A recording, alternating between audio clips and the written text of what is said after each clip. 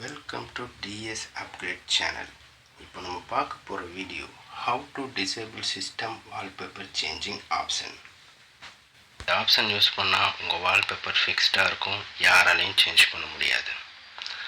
First உங்களுக்கு பிடிச்ச wallpaper ஒன்று செட் பண்ணிக்கோங்க. நான் செக் பண்ணுறதுக்கு ஒரு வால்பேப்பர் செட் பண்ணுறேன். சேஞ்ச் ஆகிருக்கு. இப்போ நம்ம லோகோ இருக்கிற வால்பேப்பரை செட் பண்ணிடுறோம். செட் பண்ணிவிட்டு க்ளோஸ் பண்ணிடுறேன். விண்டோஸ் ஆர் ப்ரெஸ் பண்ணுங்கள். டயலாக் பாக்ஸ் ஓப்பன் ஆகும். இதில் gpedit.msc இந்த மாதிரி டைப் பண்ணிவிட்டு ஓகே கொடுங்க. நியூ விண்டோ ஓப்பன் ஆகும். இது லோக்கல் குரூப் பாலிசி எடிட்டர். நார்மலாக சிஸ்டமில் இருக்கிற செட்டிங் விட இதில் நிறைய ஆப்ஷன்ஸ் இருக்கும்.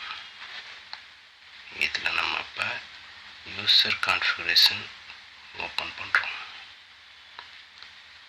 இதில் அட்மினிஸ்ட்ரேட்டிவ் டெம்ப்ளேட்ஸ், கண்ட்ரோல் பேனல்,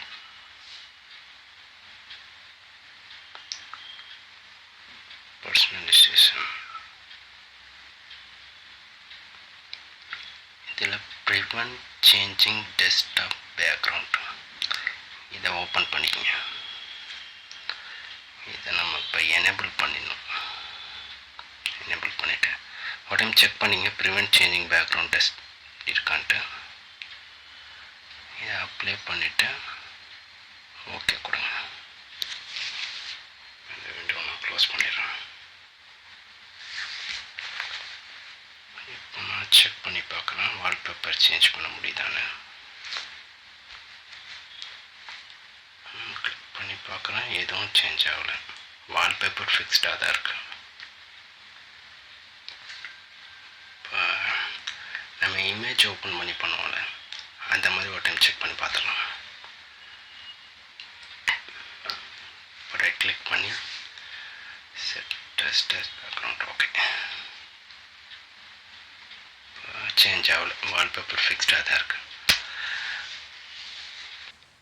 இது மாதிரி நிறைய வீடியோஸ் பார்க்குறதுக்கு லைக் பண்ணுங்கள், ஷேர் பண்ணுங்கள். நம்ம சேனலில் புதுசாக பார்க்குறவங்க சப்ஸ்கிரைப் பண்ணுங்கள். நெக்ஸ்ட் வீடியோவில் பார்க்கலாம். பாய்.